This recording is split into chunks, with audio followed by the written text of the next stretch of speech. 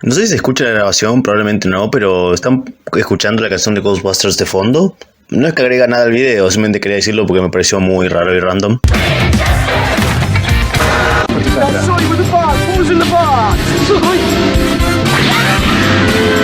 you ever raise your voice to me! I am your mother! His name was Ben Parker.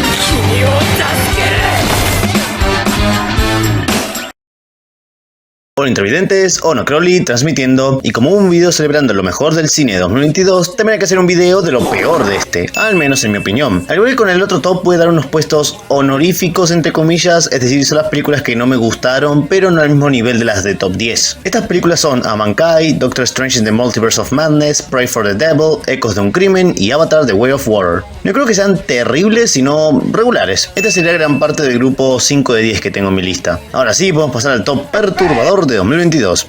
Con todo dicho, comencemos.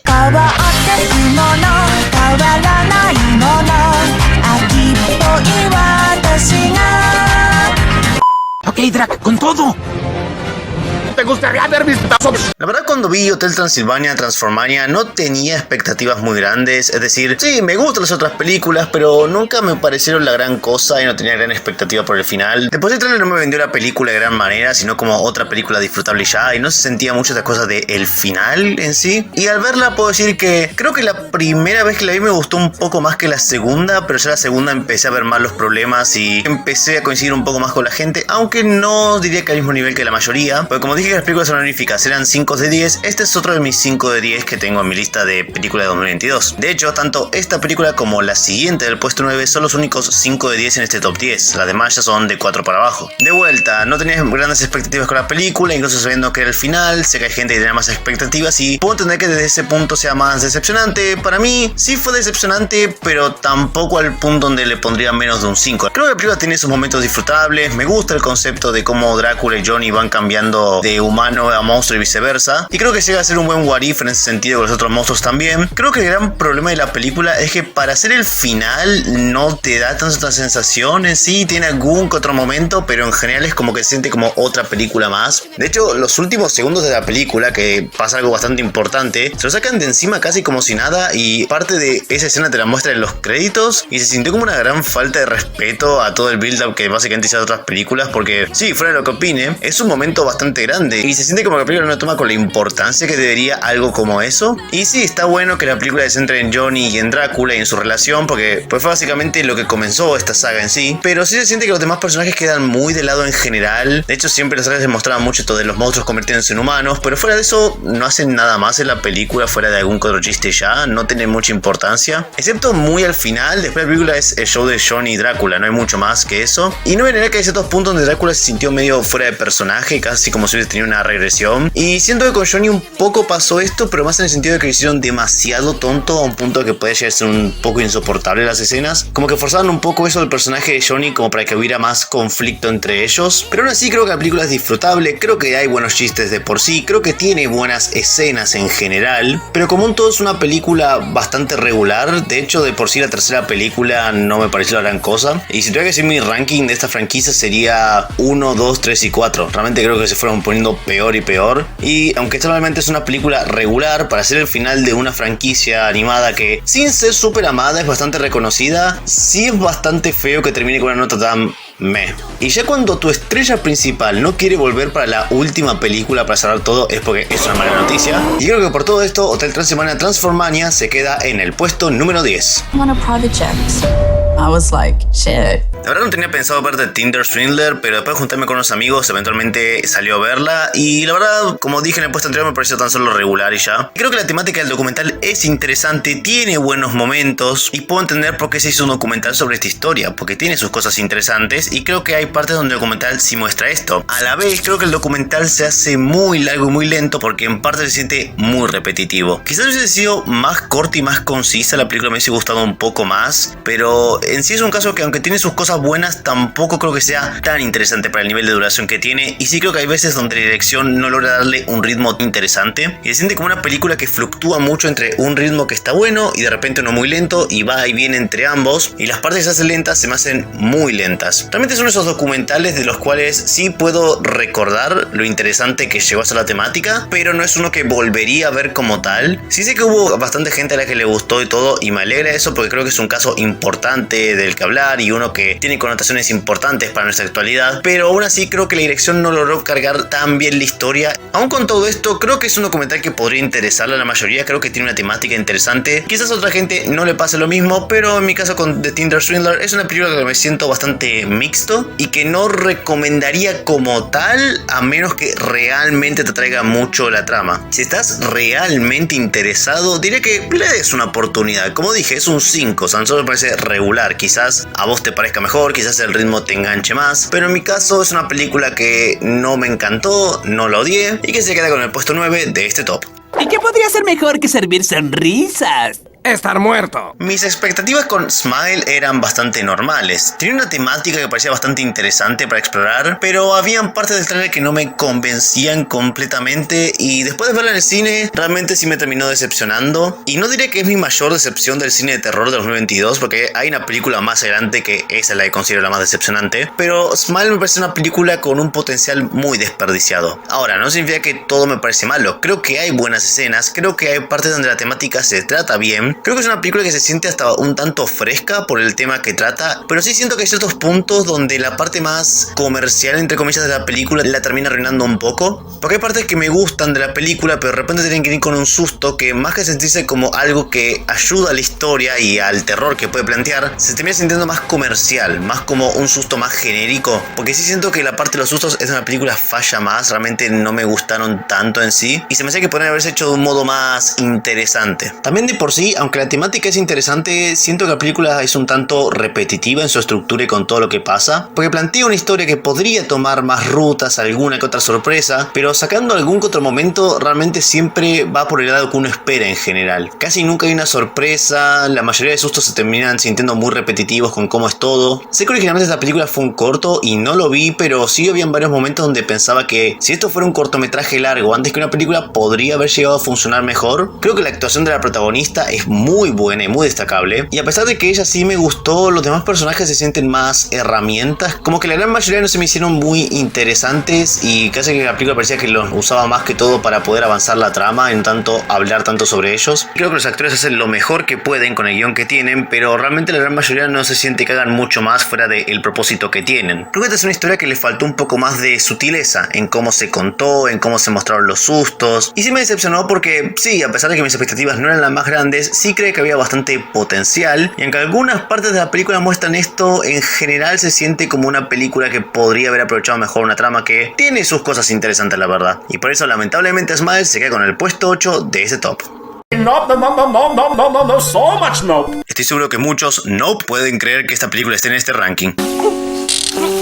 Sí, no, la verdad me pareció bastante decepcionante y no, esta no es la película de terror a la que me refería con que era la más decepcionante del año, todavía falta otra, pero sí me parece una película que me decepcionó bastante en base a mis expectativas por las películas previas de Jordan Peele. Get Out me gustó mucho, me parece una película muy buena y muy interesante, y Us, aún con sus fallas, también me pareció bastante buena y muy interesante. Y con Nope no sabía exactamente qué esperar, los trailers eran bastante misteriosos, lo cual es algo que me gusta en general, poder tener cierta idea de la película pero no saber todo, que es algo de lo que muchos trailers modernos han pecado en los últimos años. Pero sí, la verdad esperaba mucho más de Nope, y fuera de qué películas me parecen peor y mejor en el ranking, en base a mis expectativas, esta es de las que más me decepcionó en 2022. Así creo que la idea del monstruo llega a ser interesante en cómo se plantean ciertas cosas, y creo que es bastante aterrador cómo te muestran alguna de las cosas que hace, y creo que la temática es interesante en concepto. En cuanto a la ejecución, se me hizo una película bastante lenta, aburrida, me costó un poco conectar con el protagonista, y eso que tiene un buen dilema por el que tiene que pasar, y creo que tendría Daniel Kaluuya es un muy buen actor, pero acá siento que me faltó cierto algo. Se me hizo una actuación muy plana, el personaje no me terminó de destacar tanto. De hecho, creo que es el protagonista más débil de todos los que ha tenido hasta ahora Jordan Peele. Sí, creo que la actriz de la hermana es muy buena y me gusta el carisma que trae el personaje, pero diría que es el único personaje que llega a destacar un poco la película, porque después aparece el chico Ángel, creo que se llamaba, que la verdad no me gustó mucho el personaje, se me hizo un tanto insoportable, no destacó demasiado. Y es una película que sí, de vuelta, tiene una temática interesante, pero una vez que terminé de verla y pasados los días no me dejó ninguna marca como tal. Creo que es una película que desaprovecha una trama que podría haber sido más interesante, que podría haber tratado de describir a los personajes de un modo más interesante, podría haber tratado de explorar un poco más al monstruo. Todavía no sé cuál va a ser el futuro de Jordan Peele en cuanto a películas, no sé si va a volver a algo más de terror como pudo ser Get Out, o algo más del estilo de Us, o quizás hace otra cosa estilo Nope, pero siempre voy a esperar sus películas. Creo que es un buen director, pero sí, esta fue la primera obra de él con la que no pude conectar realmente, a pesar de que se nota que es un tipo que tiene ideas originales que plantear, y eso es lo que siempre voy a apoyar, pero lamentablemente sí, Nope es una de las películas que más me decepcionó en 2022 y es el octavo lugar de ese top, pero siempre voy a apreciar ver a mi amigo Glenn de The Walking Dead en una película. Mi nombre es Sonic Feo, y creo que lo mejor que podemos hacer con ese dinero es volver a apostarlo y así ganar el doble.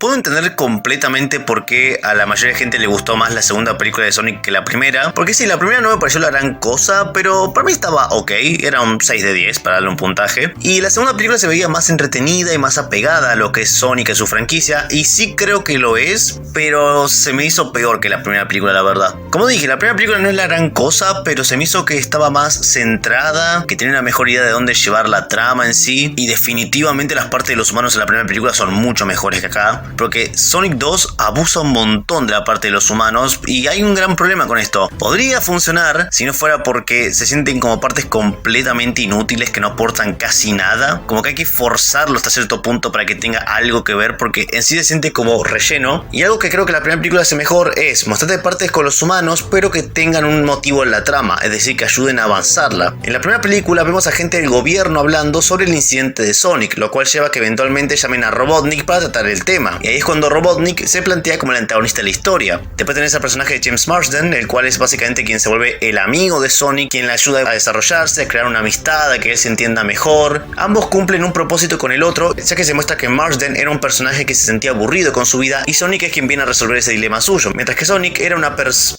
erizo completamente solitario, el cual buscaba un poco de cariño, de amor, y encuentra una familia en él. Todos los humanos se sienten con un propósito, pero esta película, gran parte de lo que te muestran, a menos que sea Robotnik, se siente muy innecesario. Después, respecto a Sonic, sí me gusta el personaje y cómo lo plantean acá, pero no me gustó tanto Tails en esta película, principalmente porque siente que su amistad con Sonic está muy forzada, como que los escritores quieren que ya esté planteada la amistad entre ellos dos para que uno ya pueda verlos, como pensando los fans quieren ver esta amistad, pero no se toman el tiempo de hacerlo, y en el punto en que empiezan a ya hablar como si fueran amigos se siente como muy apresurado. Knuckles me gustó hasta ahí, pero no me dejó una marca tan grande. Sí me gustó bastante Jim Carrey como Robotnik, se nota que el chabón le está pasando re bien, y me gustó mucho su ayudante, que ahora no me acuerdo el nombre, pero me gusta que en ambos casos se siente mucho eso de cómo los actores están disfrutando el momento, la química que tienen. Me gusta cómo Robotnik se va haciendo cada vez más loco en esta película, pero sí, a pesar de que es una película que tiene una identidad más marcada en cuanto a Sonic y la franquicia, sí se me hizo con un ritmo mucho más lento y aburrido, y con partes como el concurso de baile que se me hicieron muy lentas. De vuelta, puedo entender por qué a los fans les gustó más esta película, y he jugado algunas cosas de Sonic, pero no soy un gran fan como tal, así que basándome en las películas, creo que el guión de la primera película, sin ser la gran cosa, estaba mejor centrado, tenía una estructura más balanceada en general con todos sus elementos, mientras que la segunda película se siente más como un revoltijo de ideas que a veces conectan, pero muchas veces terminan haciendo que se sienta un tanto extraña y que el ritmo no sea exactamente el mejor. Y por todo esto, Sonic the Hedgehog 2 se queda en el sexto puesto de este top.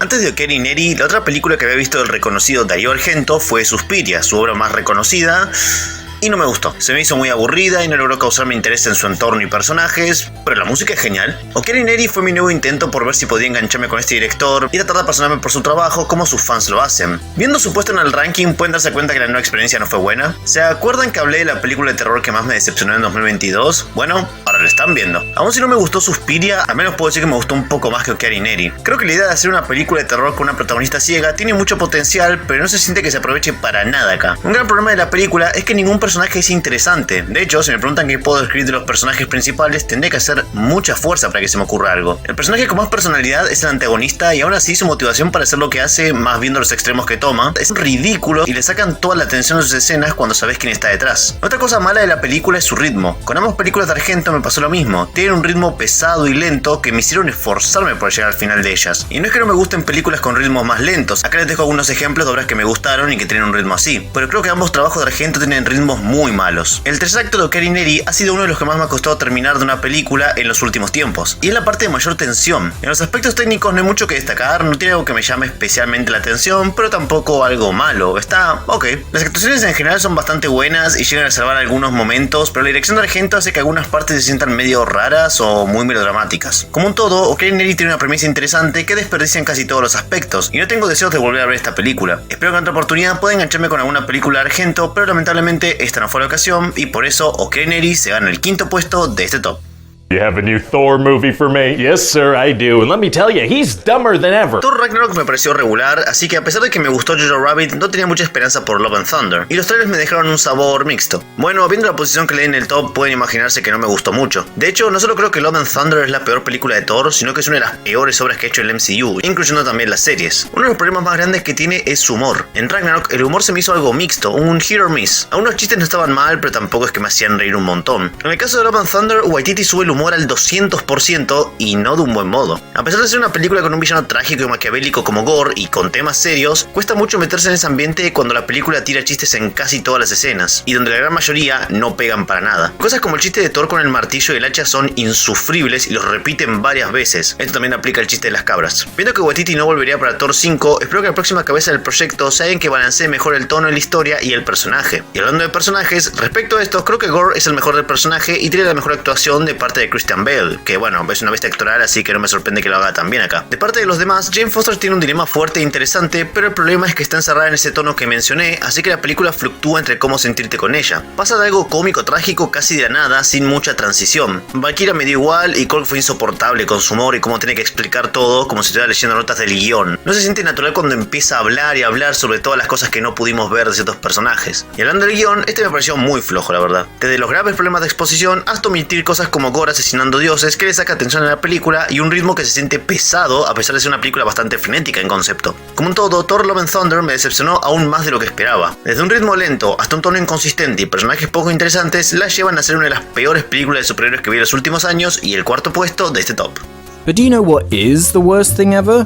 Those bloody minions. Este es otro caso de la lista donde no pensaba ver la película, pero las circunstancias me llevaron a hacerlo. Este fue un caso donde estaba seguro que no me iba a gustar y terminó siendo así. Para darle un poco de contexto, nunca terminé de ver la primera película de los Minions, ya que me aburrió el nivel de cambiar de canales, y algo que yo no suelo hacer es dejar películas a medias, sino que incluso si me parece muy lenta o muy mala, la veo hasta el final, para poder criticarla justamente por todo. Sobre la segunda película, creo que lo mejor que tiene es al Mini Gru. Gru me sigue pareciendo el mejor personaje que Illumination ha creado, y acá sigue teniendo el mismo encanto de siempre, más con el arco que tiene esta película. También hay nuevos villanos y los diseños de algunos de ellos están bastante buenos. También me gustó cómo se usó al Mini Gru para darle un peso emocional a la pelea final de los Minions y ok, hasta ahí llegó todo lo que me gustó. The Rise of Gru no se siente como una secuela necesaria y a veces ni se siente como una película de los Minions, sino que ellos son más secundarios. El ritmo como tal es frenético por el tipo de película que es, pero me terminó aburriendo en varias partes por el guión que tiene. Los nuevos personajes no me resultaron interesantes y hay unas conveniencias de guión que no me gustaron para nada. No solo por cómo afectan a la historia, sino por lo groseras que son. Aun si no me gustan los Minions como tal, al menos les doy el punto de que hacen que los tres sean distinguibles entre sí, pero no creo que estos personajes sirvan para cargar una película. Mini Gru me gusta más como protagonista y en la primera película de los Minions me gustó más Scarlet y el otro. Acá intentan darle ciertos poderes para que tengan algo más que hacer, pero siempre he creído que los Minions funcionan como lo que fueron en un inicio, un comic relief. Y eso que incluso en sus inicios nunca me sacaron muchas risas, pero siento que la invasión de estas criaturas en el rol protagónico terminó siendo para peor, y en gran parte es lo que llevó a que mucha gente se cansara rápido de ellos. Como un todo, Minions The Rise of Gru es el tipo de película que esperaba que fuera, más con lo que vi de la primera. Su guión no es muy bueno, los nuevos personajes no destacan realmente, su realización no es mala, pero tampoco hay algo que llama la atención. Mini Gru ayuda a salvar un poquito la película, pero no lo suficiente para zafar de quedar en el tercer puesto de este top.